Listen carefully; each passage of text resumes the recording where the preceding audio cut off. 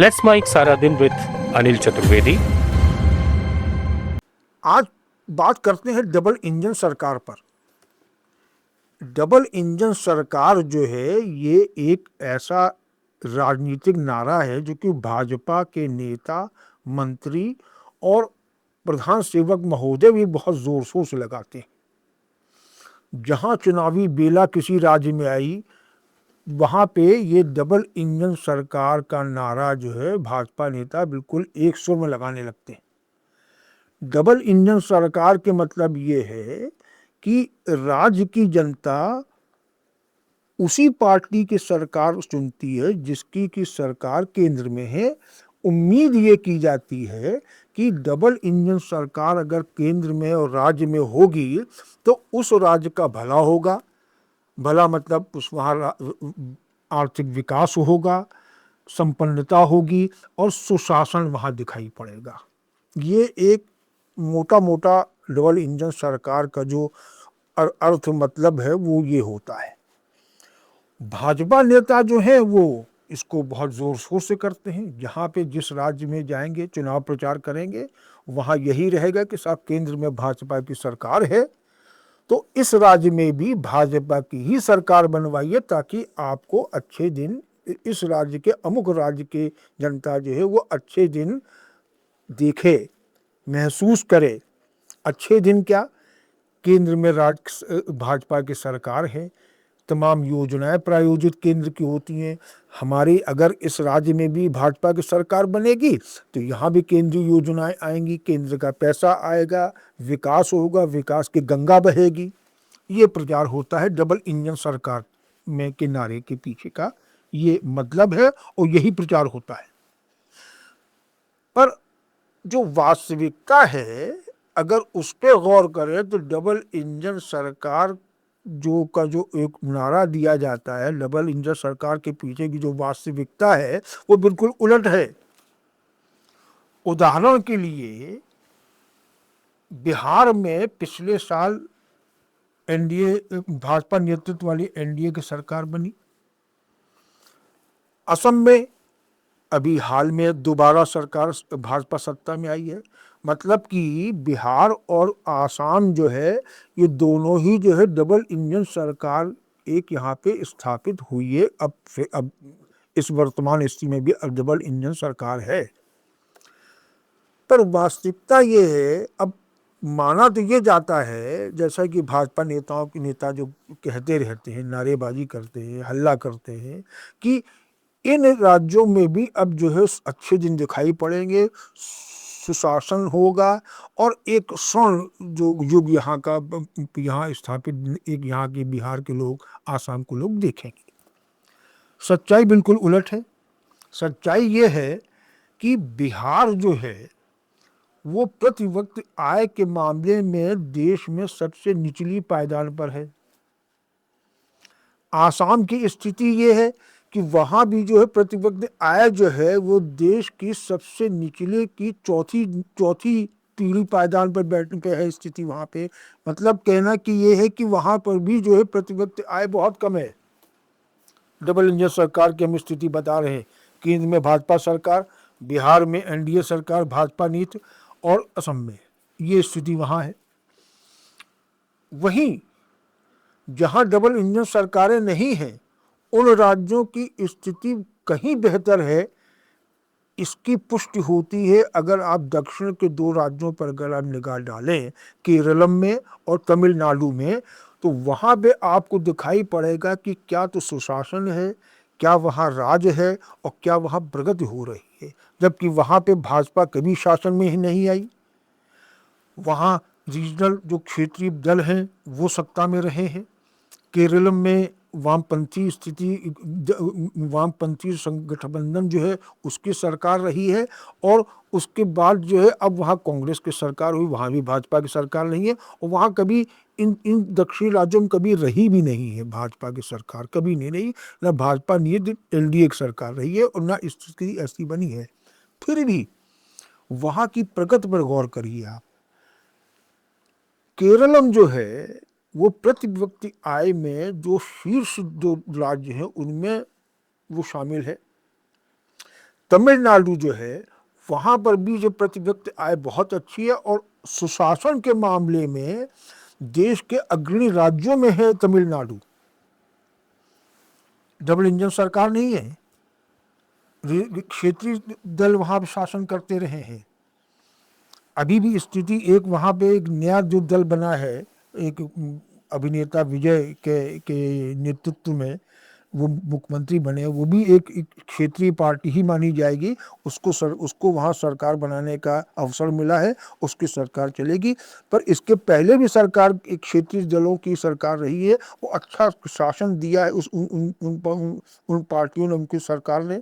और वहाँ प्रति व्यक्ति आय, संपन्नता और साक्षरता के मामले में वो बिहार, असम जैसे राज्यों से कहीं आगे हैं। तो डबल इंजन की जो हल्ला होता है वो हल्ले से बिल्कुल अलग उलट तस्वीर है यहाँ पे। इसकी एक और स्थिति देखिए कि डबल इंजन सरकार की नारेबाजी ही नहीं होती है, भेदभाव भी चलता है। जिन राज्यों में भाजपा की सरकार नहीं है, विपक्षी दल की सरकार है, वहाँ पे केंद्र की भाजपा सरकार उनसे एक राजनीतिक प्रतिशोध की स्थिति बनाती है। उदाहरण के लिए पश्चिम बंगाल में देखिए, पश्चिम बंगाल में अब तो भाजपा सरकार आई है, वहाँ भी एक कहने को डबल इंजन सरकार अब हो चुकी है। उसके पहले वहाँ 15 साल तृणमूल कांग्रेस की सरकार रही है। उस सरकार के दौरान केंद्र की प्रायोजित 2 योजनाएं कही जाती हैं, एक तो आपकी प्रधानमंत्री आवास योजना और एक मनरेगा। केंद्र ने वहाँ लागू नहीं करी, उसके लाभों से वंचित कर दिया। कहा यह गया केंद्र की तरफ से कि साहब वहाँ पे उस राज्य में गड़बड़ी बहुत होती, वित्तीय गड़बड़ियाँ बहुत है, भ्रष्टाचार बहुत है, इसलिए हम जो है अपनी जो केंद्र की जो योजनाएं हैं मनरेगा की और प्रधानमंत्री आवास योजना है, इसका हम लाभ जो है उसको हम वहाँ उस राज्य में पश्चिम बंगाल में लागू नहीं करेंगे, योजनाओं को रद्द कर दिया गया। जबकि वास्तविकता ये है कि केंद्र प्रायोजित योजनाओं के का दुरुपयोग कहिए, गड़बड़ियाँ कहिए, भ्रष्टाचार कहिए, वो ऐसे राज्यों में भी अच्छा खासा है जो भाजपा शासित हैं, डबल इंजन सरकार के हैं। उदाहरण आपको ये यूपी देख लीजिए, यूपी डबल इंजन सरकार वहाँ 2 बार से लगातार बनी चली आ रही है। आगे अब चुनाव आएंगे, उसमें भी स्थिति शायद हो सकता बन जाए। तो वहाँ डबल इंजन सरकार का एक बड़ा राज्य यूपी माना जाता है, पर वहाँ भी जो है ये जो राष्ट्रीय औसत जो औसत होती है विकास की, वो बहुत कम है।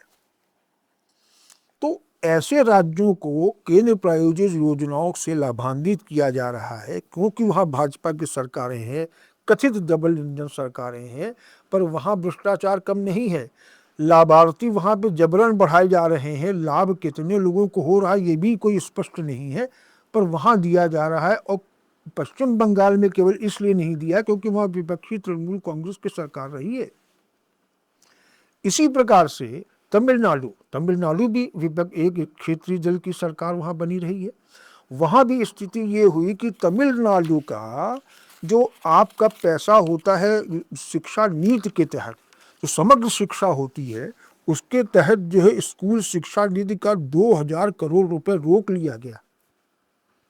राजनीतिक प्रतिशोध, डबल इंजन सरकार नहीं है, भाजपा सरकार को कोई वहाँ पे भाजपा संगठन का ही वहाँ पे बहुत ही एक पूजा प्रदर्शन रहा है। कहीं एक आध 2 जगह दिखाई पड़ती, वहाँ वो भी नहीं है। इक्का दुक्का वहाँ पे कोई विधायक भी दिख जाते हैं, नहीं तो वहाँ पे प्रभाव क्षेत्रीय दलों का ही उस राज्य में हमेशा रहा है। पर क्योंकि वो भाजपा सरकार, वहाँ भाजपा को कोई संगठन नहीं है, कोई सरकार का नामो निशान नहीं, क्षेत्रीय दल है, तो उससे वहाँ दुश्मनी, केंद्रीय योजनाओं को से उसको वंचित करना, ये वहाँ बदसूर जारी है, ये खेलवाड़ चल रहा है। जबकि आप स्थिति देखिए कि विकास के मामले में ये राज्य, दक्षिणी राज्य केरलम और तमिलनाडु जो हैं वो कई उत्तरी भारत के राज्य से, और जो भाजपा के बड़े प्रिय राज्य हैं, भाजपा के बड़े स्ट्रॉन्ग होल्ड स्थिति है, जैसे गुजरात है, राजस्थान है, आपका उत्तर प्रदेश है, यहाँ कई वर्षों से भाजपा का प्रभाव अच्छा खासा है। उत्तर प्रदेश में, गुजरात में अच्छा का जब जमावड़ा ही चल रहा है।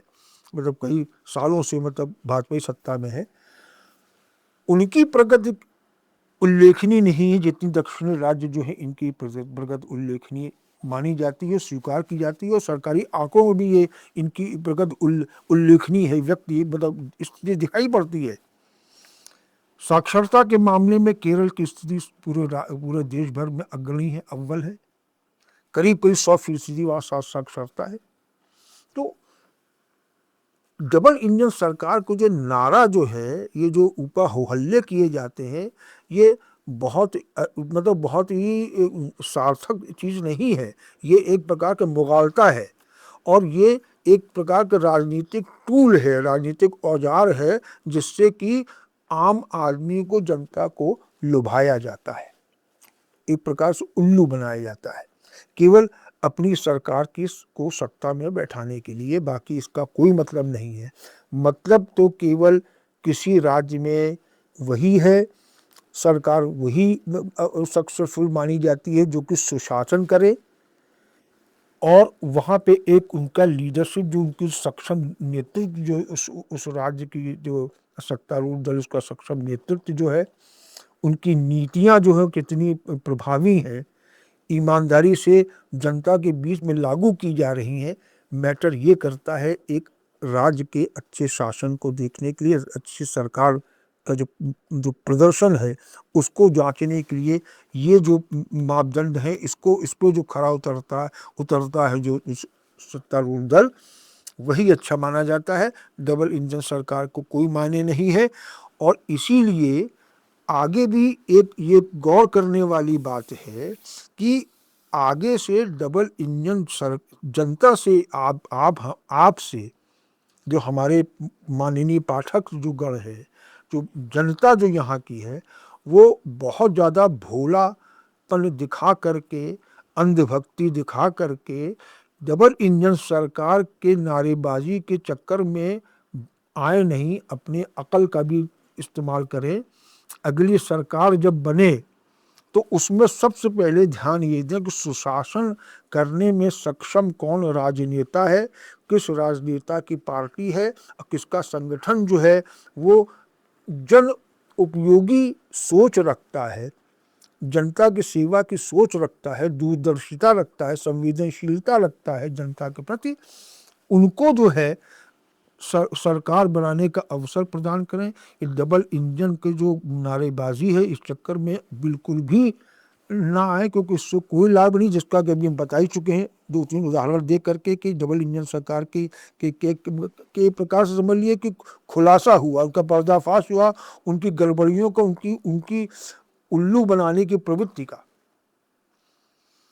आगे से जब ऐसी स्थिति बने, चुनाव आए, तो उसमें डबल इंजन सरकार के नारे को तो बिल्कुल कोने में रख दें, केवल सक्षम और संवेदनशीलता एक किसी दल की, उसी को ही प्राथमिकता देने की स्थिति बनाए। अगर अंधभक्ति के चक्कर में, आजकल अंधभक्ति बहुत हो रही है, केवल एक प्रधान सेवक के नाम पे ही सब जगह वोट गिर रहे हैं, सरकारें धमाधम बनती चली जा रही हैं, एक प्रकार से भगवा जो है पूरा रंग जो है चारों तरफ फैलता चला जा रहा है। वो जो अंधभक्ति है, उससे अब स्थिति हल्की सी सुधरने का समय आ गया है, अंधभक्ति त्यागने के समय आ गया है। वरना स्थिति ये होगी कि अंधभक्ति अगर जारी रही, डबल इंजन सरकार के नारेबाजी में लोग रव में बहते चले गए, तो इसके मतलब ये होगा कि खुद अपने पैर पे कुल्हाड़ी मारना। आगे सोचिए। नमस्कार। आप सुन रहे थे let's mind more than radio. Follow कीजिए हमें हमारे सोशल मीडिया प्लेटफॉर्म्स पर।